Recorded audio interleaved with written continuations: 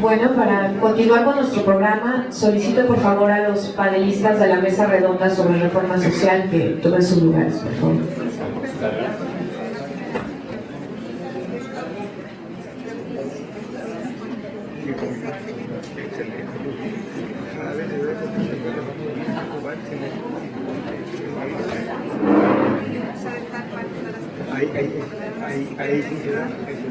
Aprovecho para dar una breve semblanza sobre su moderador, Heriberto Alzate. Cuenta con una experiencia de más de 20 años en la Administración Pública Federal. Es economista y administrador especialista en análisis presupuestal y recursos humanos, con especialidades en asuntos internacionales, presupuesto y finanzas. Durante su desarrollo profesional ha ocupado diversos cargos como subdirectora en Sistemas de Desarrollo Humano en la Secretaría del Trabajo y Previsión Social, director de Finanzas de Conaculta, subdirector de Programación y Presupuesto del SAT, INEGI e IPAP en la Secretaría de Hacienda y Crédito Público, subdirector de Presupuesto en el Instituto para la Protección al Ahorro Bancario, titular de la Unidad de la Secretaría de Transporte y Vialidad del Gobierno del Distrito Federal, expositor en la Universidad Pedagógica Nacional y asesor en la elaboración de sistemas financieros y presupuestales para dependencias y entidades del Gobierno federal y paraestatal. Bienvenidos a toda la mesa. Heriberto.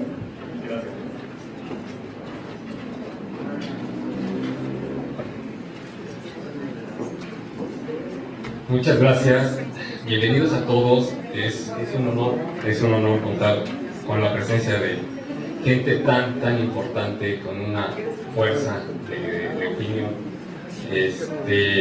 Bueno, pues en esta mesa le toca lo que es la reforma social. Y bueno, yo siempre he pensado que la reforma social viene aparejada de una reforma económica, por lo regular.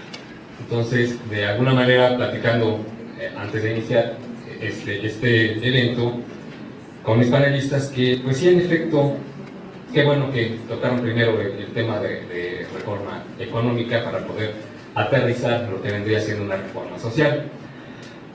¿Qué podemos sintetizar en una reforma social? Es un cambio de perspectiva, si bien es cierto, es una reorientación de ideas original, pero la gran diferencia, según varios autores, es que una reforma está sustentada bajo principios jurídicos y normativos. Esto es que para que exista una reforma deberá de haber cambios en sus ordenamientos legales. Esto es en sí lo que vendría siendo una reforma social. Bueno, pues me voy a permitir presentarles el distinguido panel.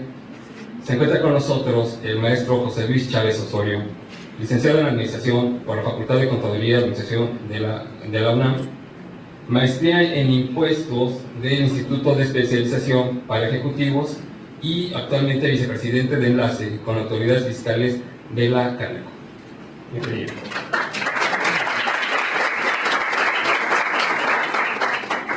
Se encuentra también con nosotros el doctor Arturo Carrasco Bertón, licenciado en Derecho por la Facultad de Derecho de la UNAM, doctor en Derecho de Trabajo y de la Seguridad Social por el Instituto Nacional de Estudios de Trabajo. Bienvenido.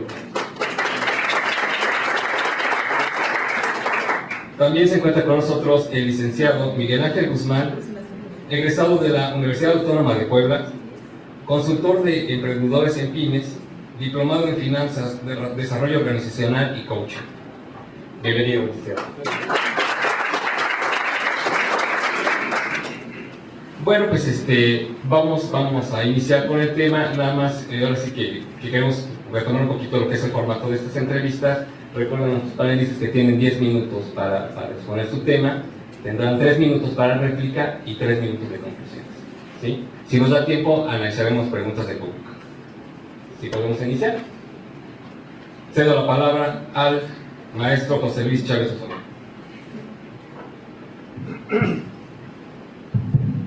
Qué bueno, buenos días a todas y a todos. Me da gusto verlos aquí en esta su casa y nuevamente en nombre de nuestro presidente del Consejo Directivo de la Cámara de Comercio, el licenciado Ricardo Benítez, pues les damos la más cordial bienvenida y sobre todo extendemos una felicitación a este primer aniversario de ASTL TV, lo cual pues trae un lema muy interesante, ¿verdad? Emprender con valores, y creo yo que este objetivo que han llevado a cabo tanto Alejandro, Malena y todo su equipo de trabajo, pues es digno de aplaudir, y para ello yo voy a solicitar brindarles un aplauso en este momento.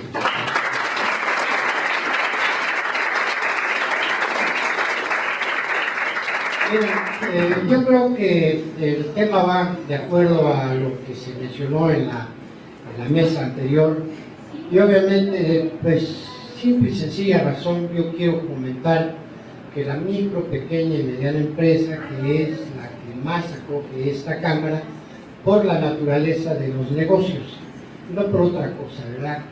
Yo considero que todas las reformas que se han dado y que se han venido mencionando tienen un porqué de las cosas, y justamente uno de los panelistas mencionó sobre la reforma educativa.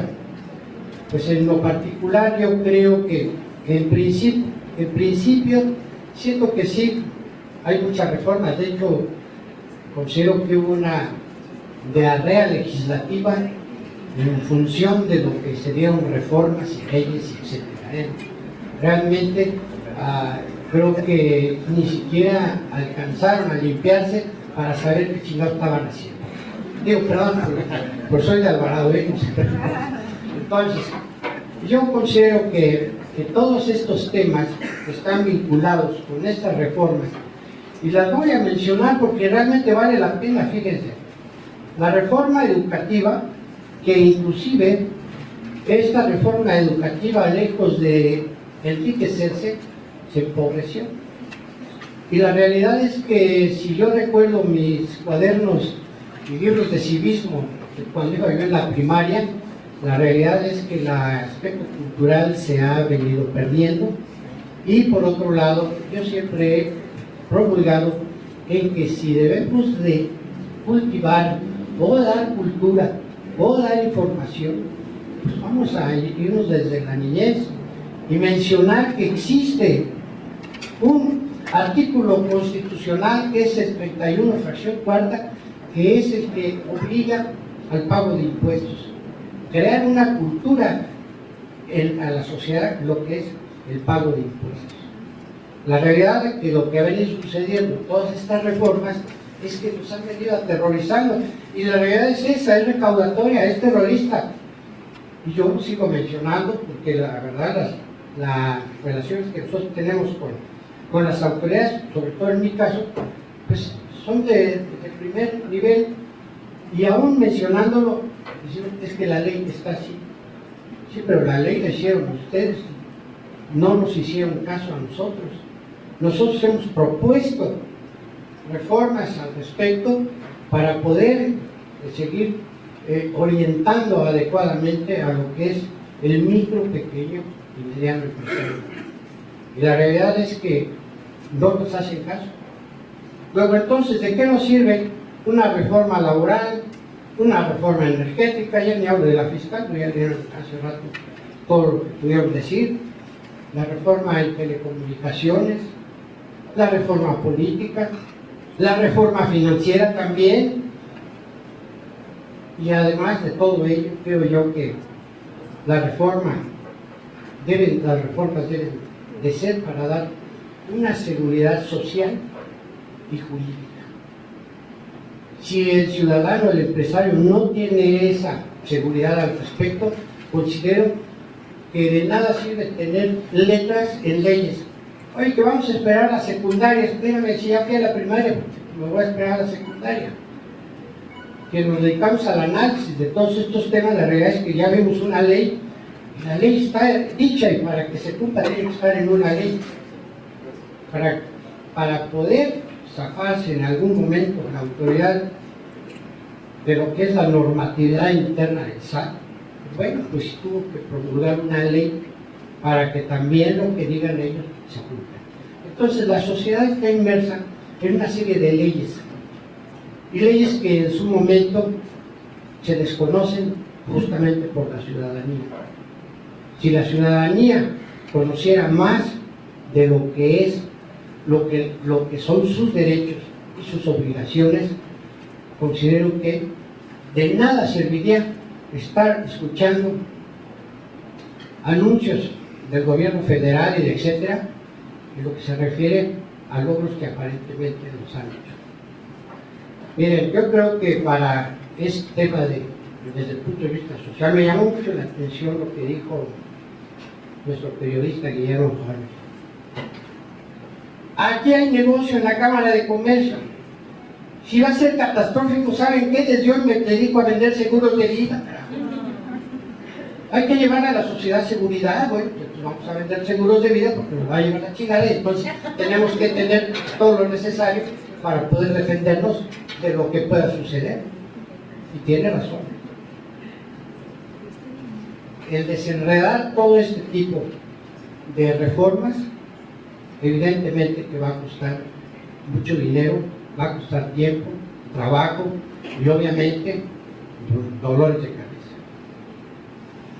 Yo creo que la micro pequeña empresa, también hablamos de innovación, se mencionó, creo que la sociedad está a falta de lo que es introducción a las nuevas tecnologías y hay que llevárselas. Este tema de los repecos que pasan al régimen de incorporación, la realidad es que dijeron, es que está muy sencillo. Bueno, sí, escribir una ley o escribir una norma probablemente es muy sencillo. Ahora hay que cumplirla. Bueno, también me voy a echar una esposa aquí de comercial porque en la Cámara de Comercio sí damos esa asesoría, orientación en todo lo que es la facturación electrónica para este tipo de negocios. Y la verdad es que es a precios muy razonables.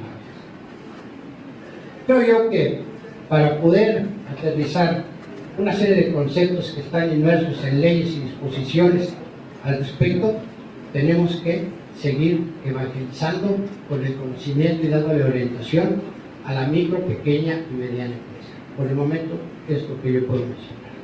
Muchas gracias. Doctora, con sus comentarios. Gracias.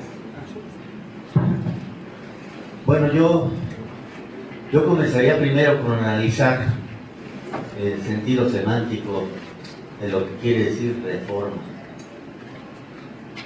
Y si nos tomamos el tiempo para recordarlo, reformar es dar forma, es rehacer. Y yo siento que la reforma educativa es indudablemente un retroceso. Además es una doble moral. Porque a los maestros, si faltan 3 días, los corren. Yo quiero ver a los diputados cuándo los van a correr. O sea, con la vara que mires serás medido. La reforma sendaria es terrorista. Yo estoy total y absoluta, y además es doble moral. No se puede implantar un sistema de terrorismo fiscal para micro, pequeños y microbioempresarios cuando existen privilegios fiscales que le cuestan al país más de 650,000 millones de dólares, no solamente de pesos. Si vamos acumulando la evasión y la ilusión, si vamos viendo el atraco brutal que ni en los tiempos del porfiriato se está haciendo con la industria extractiva de la minería, no solamente están desgraciando el aire, el subsuelo, el agua, sino que aparte están saqueando al país. Yo siento que no son buitres, porque los buitres son animales que merecen el respeto, libran de algún daño, pero acá no es. Que paguen 6 pesos por hectárea y que se les solape y que tengan regímenes especiales. ¿Por qué? ¿A título de qué? Yo siento que la reforma energética, y lamento estar también en desacuerdo, yo siento que la reforma energética es terriblemente negativa para México. Yo siento que es una burla, como constitucionalista creo que es una burla, rompe con el espíritu de la Constitución, y ojo, la Constitución es el pacto social, es lo que nos da la identidad como nación. Nos reunimos con un fin, hacer y reconocer una nación. ¿Cuáles son las reglas de ese fin? defender la soberanía. Soberanía, super annus, sobre todo, soberano, super omnia, sobre todas las cosas. ¿Qué es lo que estatuye, qué es lo que constituye al Estado, sino la voluntad popular? El artículo 39 de la Constitución Política de los Estados Unidos, que afortunadamente todavía no ha sido reformado, y que desde la época, imagínense ustedes, de la Constitución de Cádiz, cuando México era virreinato, no parte, no colonia, establecía ya que la voluntad popular se reflejaba en la voluntad del rey. Ya no era porque fuera por poder divino nombrado, tenía que tener el consenso popular, o por lo menos el reconocimiento. Después vino la Constitución de Apatzingán, basada en los sentimientos de la nación de Morelos, en los elementos de López Rayón. Luego vino la Constitución del 24, que era tildada de una transacción entre el proceso y el retroceso. Luego vino la Constitución del 36, una Constitución centralista, la del 47, etcétera, etcétera. Y llegó la Quinta República en el 57, con Juárez a la cabeza, por aras de la providencia. Reforma. Estas que se dan ahora, yo siento que son deformaciones.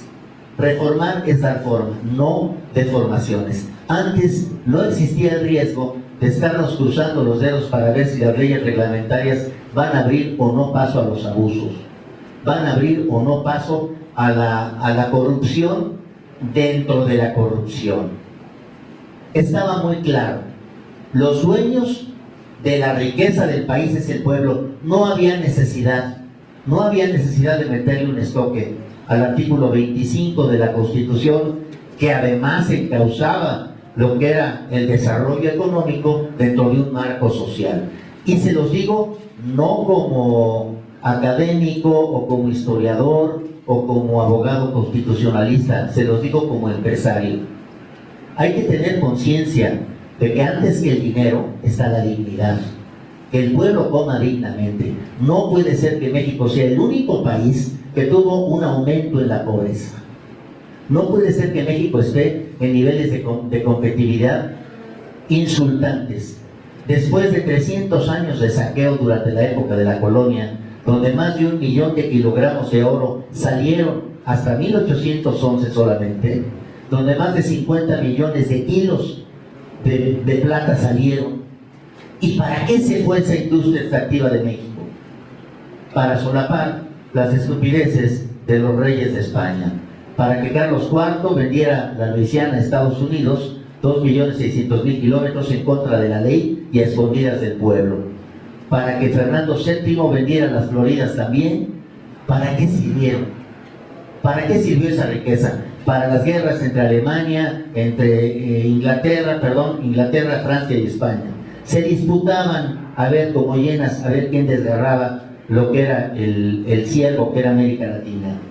Y estos señores, a veces les espanta a mucha gente, dicen la izquierda o no la izquierda. Yo siento que todas las ideologías contaminan, la derecha, el centro, la izquierda. No es de izquierda, derecha o centro, es de pensar en México, es de pensar en nuestra dignidad y en nuestro honor. No se puede tocar una constitución que es sagrada a voluntad y además negarle, figúrense ustedes, negarle una consulta popular al pueblo. ¿En qué se basa la soberanía popular si no el reconocimiento? La base de una constitución es la consulta popular. Así como se nos consulta o nos duele que no se nos consulte como empresarios en las reformas hacendarias o en otras reformas, ¿por qué no nos duele que no se les consulte al pueblo en las reformas que les quitan su riqueza? El espacio radioeléctrico. ¿Tiene que pagar el pueblo para ver un partido de fútbol? ¿Tiene que pagar a los que están explotando el espacio que le corresponde al pueblo? Y estoy hablando como empresario. Tenemos que generar riqueza, pero riqueza para que seamos un país sano, no un país dependiente, no un país que cuando le dé catarro a nuestros vecinos nos dé neumonía.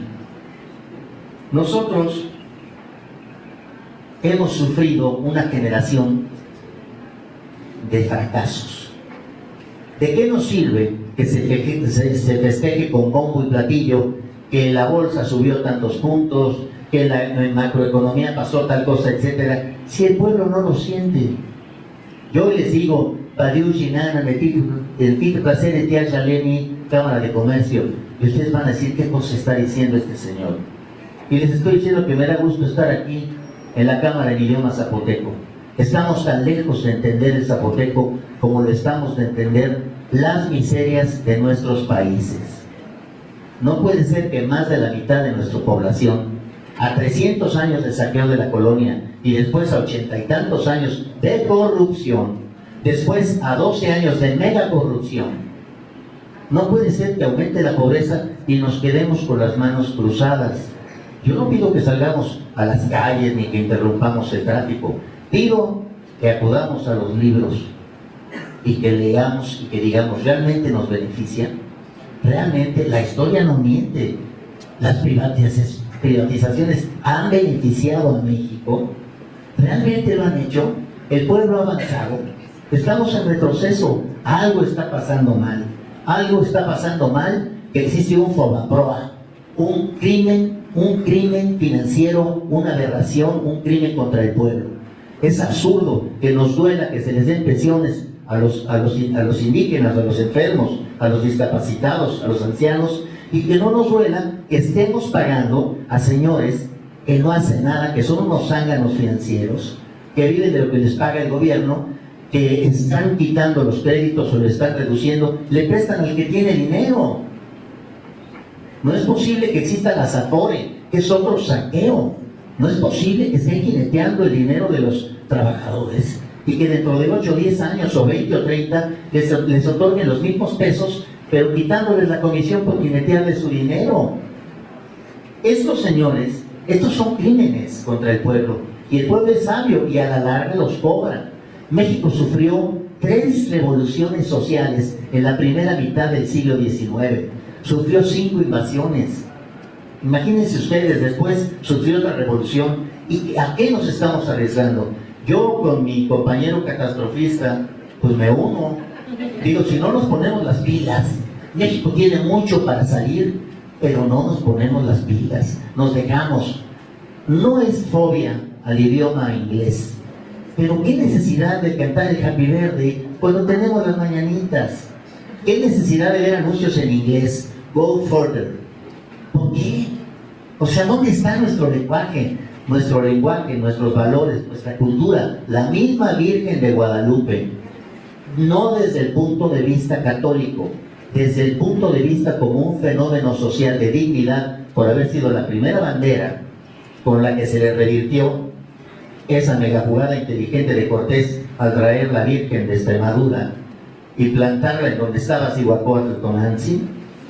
Esas cosas son las que nos dan identidad. Pues el idioma nos lo da, no nos lo quitemos. Hay que hacer dinero, pero creo que es fundamental primero ver la forma. No a la deformación, no al retroceso, sí a la reforma.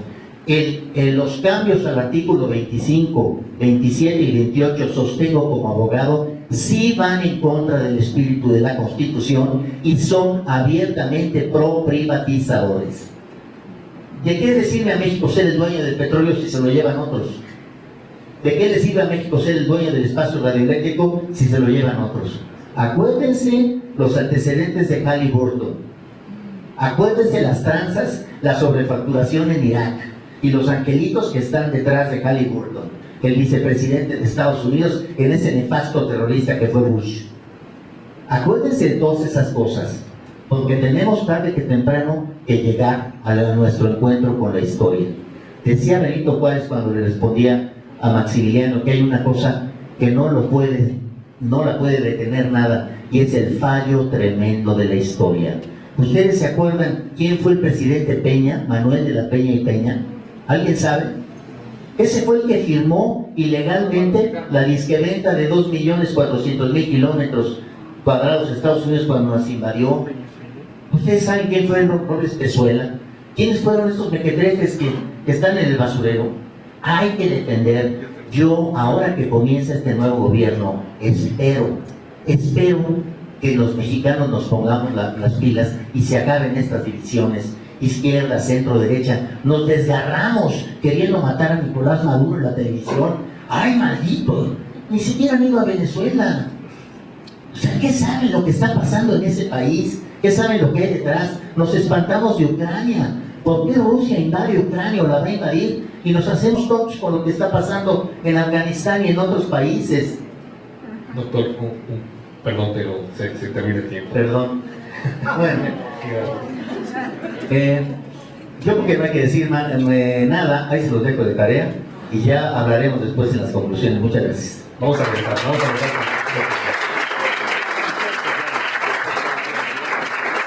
Licenciado Miguel Ángel Guzmán. Bueno, muchas gracias. Yo voy a dar un giro a la plática y mi enfoque que voy a dar en este momento es un enfoque eminentemente social. Y yo quiero tocar un punto muy interesante, muy importante para las micros, sobre todo, y pequeñas empresas, para los pymes. Y esto va focalizado 100% a un segmento que siempre nos tiene en plan de estar pensando qué y cómo vamos a crecer. Y estoy hablando de los emprendedores. Los emprendedores es un segmento muy importante en nuestro país, aquel que, desde luego, a través de su trabajo y de lo que ellos hacen, esperamos que esto florezca, como lo están comentando mis compañeros que me precedieron. Y yo le he llamado a la plática que tengo es cómo materializar un sueño. ¿De qué forma lo podemos hacer? Y bueno, aquí la pregunta es, y creo que nos lo hemos hecho diariamente, o con mucha frecuencia, es, ¿un emprendedor nace o se hace? Y todos nosotros decimos, bueno, pues muchos nacen, es aquellos que tienen aquel espíritu de emprendimiento. Contra muchos que dicen, no, realmente se hace. ¿Cómo se hace? Y muchas veces nos preguntamos, ¿de qué forma lo vamos a lograr? Bien, por mi experiencia, por lo que yo he vivido en los últimos años, yo podría afirmar con forma contundente que un emprendedor se hace. Pero ¿cómo se hace? ¿Y cómo nos pueden apoyar? ¿Y de qué forma podemos lograrlo? Esto es algo bien importante y bien interesante, que una vez que empieza a darse, que el fenómeno empieza ya a florecer en la gente, ven ustedes cambios significativos. ¿Cómo se hace? ¿Cómo se logra? ¿Cómo lo podemos lograr? ¿Cómo podemos materializar un sueño tan preciado como el poder decir, voy a emprender algo nuevo? Bueno, pues la única forma que yo he encontrado y que finalmente ha logrado cambiar a muchas personas es a través de ¿qué? De hacer un plan de negocio. Vamos a decir, seguramente decimos, bueno, esto es muy sencillo. Pues sí lo es. Y esto lo podemos hacer en forma muy simple, muy estructurada, pero es la base para que cualquiera que empieza y que inicie, finalmente puede reflexionar, profundizar y saber cómo poder lograr un sueño. Obviamente tiene que identificar todos aquellos escenarios posibles para poder lograr aquello que desean llevar a la práctica. Ahora la pregunta es, muchos no lo hacemos, ¿dónde podemos lograrlo? Y muchas ocasiones acudimos con los amigos, estamos en la escuela, leemos libros. Sin embargo, actualmente existen en la práctica unos lugares donde podemos nosotros florecer esos planes de negocio. ¿Dónde es? En una incubadora, unas incubadoras de negocio. Dentro de ellas, nosotros podemos no solamente reflexionar y profundizar, sino encontrar nuevas formas de poder finalmente materializar aquello que nosotros tenemos como sueño y que queremos llevar a la práctica a través de nosotros mismos hacer lo nuestro. ¿Es fácil? Desde luego que sí es fácil. Hay muchas incubadoras. Y todos aquellos que generan un negocio y que ese negocio a través de un buen plan lo logramos materializar, ahora el siguiente paso es, bueno, ahora ya tengo el plan y ahora necesito capital. La pregunta es, ¿se puede obtener? Claro que sí. Existen muchas formas. Voy a platicar ahorita de uno, pero uno que es muy interesante, que al final de cuentas ahora está empezando a venir iniciando y ya está empezando a generar muchos emprendedores esa posibilidad de crecimiento. Hay un programa de financiamiento al emprendedor. Ese programa finalmente le da a un emprendedor la posibilidad de obtener capital a un plazo y a una tasa muy accesible, que al final de cuentas es la concreción de aquel plan que yo traigo y que finalmente he venido desarrollando en un lugar especial y en una forma muy estructurada. ¿Cómo se logra? Ya dijimos, una vez concluido en mi incubadora mi plan de negocio, lo que yo tengo que hacer es presentar ante la Secretaría de Economía mi plan, mi negocio, y esto finalmente me da la posibilidad de participar en un programa. Este programa me va a dar la opción de poder tener acceso a un financiamiento barato, a un plazo razonable, donde yo finalmente, a través de mi plan, en forma programada, voy a poder tener acceso a mis fondos. Una vez que pasan mi plan de negocio en la Secretaría o donde yo presento, en automático se presenta ante un comité donde ven en mi negocio mi viabilidad técnica, viabilidad financiera, y finalmente me van a apoyar o me van a decir cuáles son mis áreas de oportunidad para poder continuar y poder concretar mi proyecto. Una vez que yo obtengo una autorización y después de un proceso en el cual yo ahora soy reconocido, existen bancos.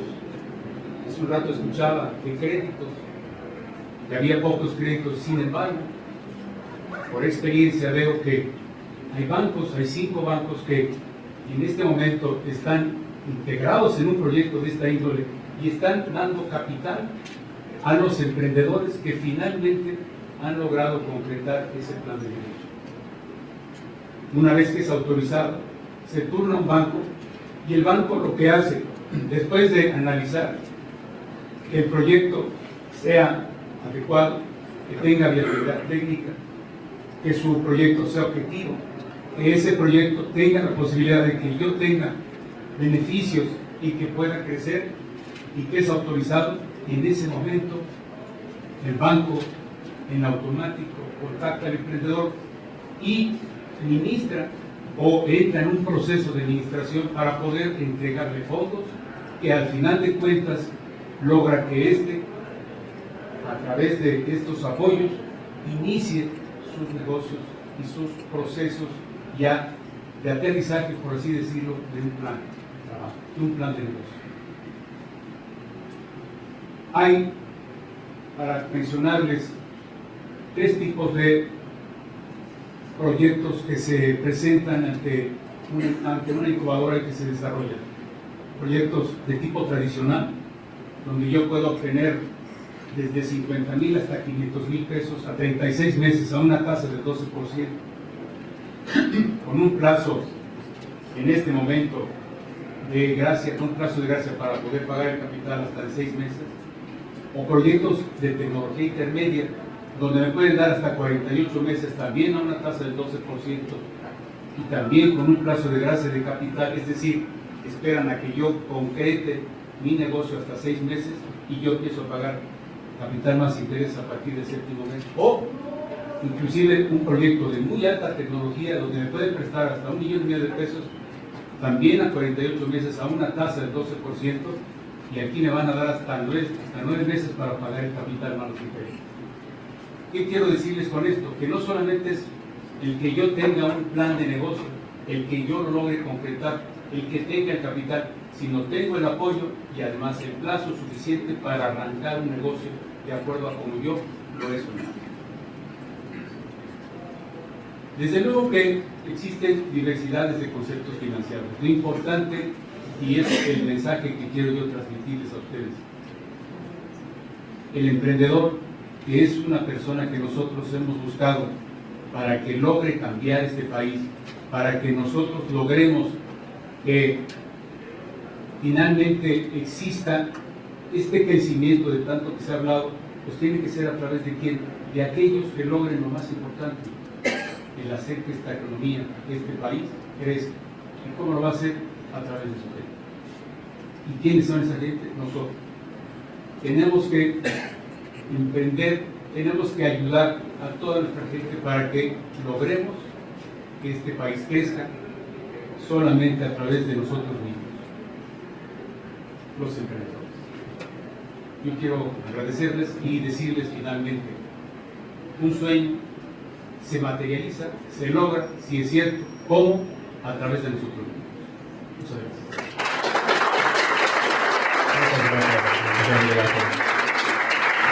Bueno, pues pasemos a la sección de preguntas del público. Una pregunta para los tres panelistas señala: si no están bien sostenidas todas las demás reformas, ¿qué se espera de una reforma social que no es tangible y que no le pega directamente a la sociedad?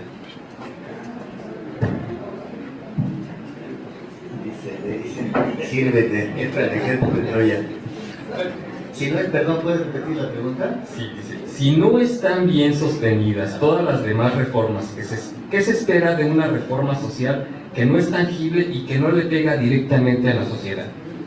Bueno, de una reforma social que no es tangible y que no le pega a la sociedad no se espera nada, puesto que no es social, si no le pega a la sociedad. Yo siento realmente que, y en eso celebro mucho lo que dijo mi compañero de panel, en el sentido de que, bueno, que hay créditos, que bueno que los haya, mucha gente no tiene acceso o no tiene conocimiento de eso, o no se hace. Se gastan el dinero publicitando su imagen, la imagen de su partido y la imagen de sus obras. Gastan $1 millón para decir que metieron 50,000 para un huracán. Si lo hicieran de esa forma, para decir, hay estas instituciones, hay esto, yo creo en México, así que la reforma social tendrá que venir cuando se reviertan las reformas en la educación, cuando se devuelva la materia de historia, filosofía, ética, retórica, etcétera, que no solamente nos haga un ejército de consumidores, otro de especuladores intermediarios y otro de productores. Necesitamos tener mexicanos de tiempo, no solamente de tipo completo.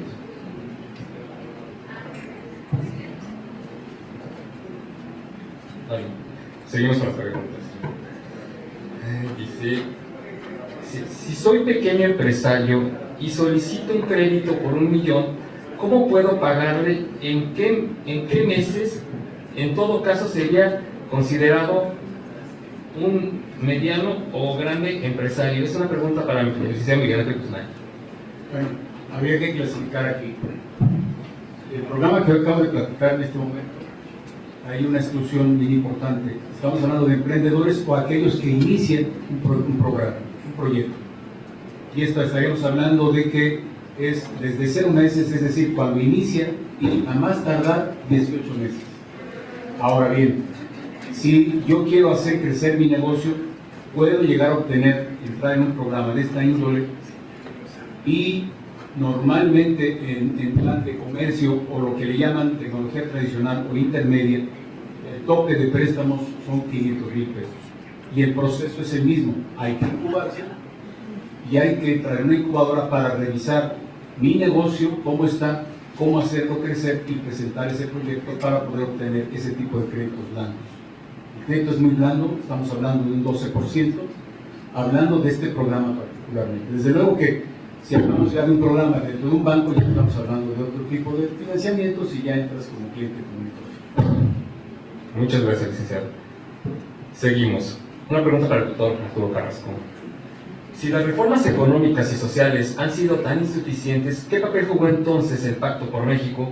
¿Y por qué los partidos políticos de oposición solaparon y apoyaron la dirección de estas nuevas políticas gubernamentales? ¿A qué intereses políticos benefició realmente? Sí, efectivamente. Yo pienso que el Pacto Social fue una especie de escudo, el Pacto por México, para decir, bueno, después de la borrachera de 85 años y después 12 años peor, de borrachera y cruda, pues vamos a tratar de ver qué hacemos. Ahora, los partidos de oposición, pues yo no sé realmente yo no sé si son partidos o los representantes de los partidos de oposición. Es como la iglesia y el clero. Una cosa es Dios y otra cosa es el Papa. Afortunadamente este se acerca más, pero los demás. Entonces, acá igual, yo no siento que sea de oposición. ¿A qué intereses realmente responde? Responde a un interés de hacer un consenso para que no se arme la grande, para ver una de dos. O evitamos y dormimos un poco más al pueblo, o realmente lo sacamos adelante. Pero para eso hay que consensuar con todos. Acuérdense que somos muy intolerantes. Si uno de derecha viene, nos burlamos. Si uno viene de izquierda, igual. Y la intolerancia es la forma más vulgar de la ignorancia. Muchas gracias, doctor. La siguiente pregunta, y es para todos. Dice, desde nuestra trinchera, ¿qué hacer? Ya que en mi caso soy vicepresidente de Canirac y estoy seguro que lo peor es la no acción. ¿Cómo ponernos en acción? Me voy a permitir hacer algunos comentarios referentes a esta pregunta. Yo considero que para estar en acción hay que mencionar lo que se dijo hace un momento. Hay que ponerse las pilas. Que nos suba agua al tinaco, por favor, porque de otra manera no vamos a estar en la misma frecuencia. La realidad, la ignorancia es el peor enemigo que puede tener cualquier empresario. No podemos cerrar los ojos y decir que lo que están haciendo nuestros políticos, o simple y sencilla razón, el ámbito de la sociedad está correcto. Si algo está mal, nosotros debemos de pronunciarnos en ese sentido. Y las cámaras para eso están, justamente. Entonces, si de alguna manera corresponde a un comentario personal de alguno de los funcionarios de dicha cámara, considero que así debe de responderse como un comentario personal. Pero cuando se habla por institución, hay que sostenerlo. Y yo muchas veces alego y pregono, si el Consejo Coordinador Empresarial es quien nos representa ante las autoridades, ¿por qué no levantar más la voz y decir lo que necesita el empresario es esto? Y eso es lo que queremos. ¿O qué nos vamos a salir a hacer marchas y plantones también nosotros? La realidad es esa. Yo creo que es pronunciarnos en función de lo que a derecho nos corresponde. Muchas gracias, maestro. Bueno, tenemos 3 minutos por cada panelista para sus conclusiones y así cerramos esta mesa. El Catálogo Nacional de Lenguas Indígenas de México registra 364 lenguas originales, que aunadas al castellano nos dan 365 formas diferentes, una para cada día del año, de decir gracias. Tlacoquemecatl en náhuatl, Jamadí en otomí, Xquirarulé en zapoteco. Pero la mejor forma de decir gracias es con los hechos. Y se nos va. No podemos, somos vivos, estamos en México. Hay que defenderlo.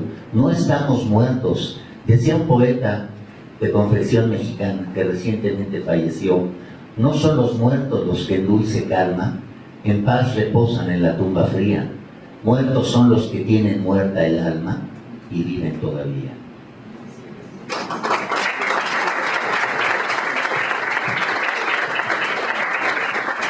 Todos tenemos un espíritu emprendedor y siempre queremos hacer cosas nuevas. Yo creo que lo primero que tenemos que hacer es estar convencidos de lo que las estadísticas dicen que de 10 personas que inician un negocio, a los 2 años, 9 lo cierran. Es decir, solamente sobrevive uno. Tenemos que lograr que sea al revés la estadística.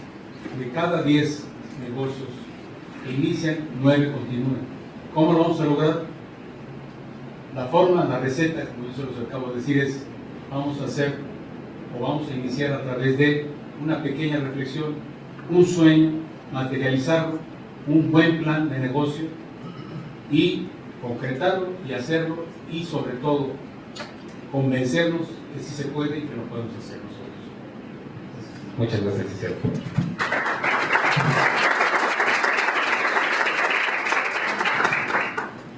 Antes que nada, muchas gracias por la asistencia y la participación de todos ustedes a este evento, y la verdad nuevamente los felicito, tanto a Alejandro, Malena, todo su equipo de trabajo, y en nombre de nuestro presidente, el licenciado Ricardo Navarro, nuevamente mil felicitaciones.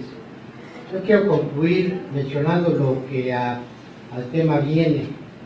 Nosotros tenemos que seguir difundiendo lo que es la cultura desde el punto de vista social, laboral, etcétera, abarcando todos los temas sabidos y por haber que comprenden la administración de un negocio, el buen funcionamiento y sobre todo nosotros aprovechar el conocimiento del ámbito del derecho y digo porque tenemos aquí a mi derecha un buen abogado de toda la vida que da gusto siempre escucharnos, y cuando hablo, cuando lo escucho hablar de zapoteco me acuerdo del Mije, ¿verdad? Estando una vez por allá, no sé qué fue lo que me quisieron decir, pero decía Chuna, Chihuili, que va que te viva de tú. Bueno, lo que me quisieron decir es que no fuera yo, huevón. Muchas gracias a todos. Muchas gracias.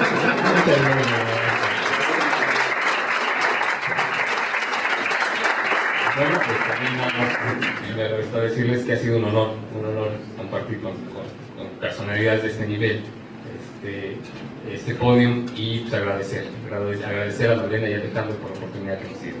Muchas felicidades, muchas gracias a todos.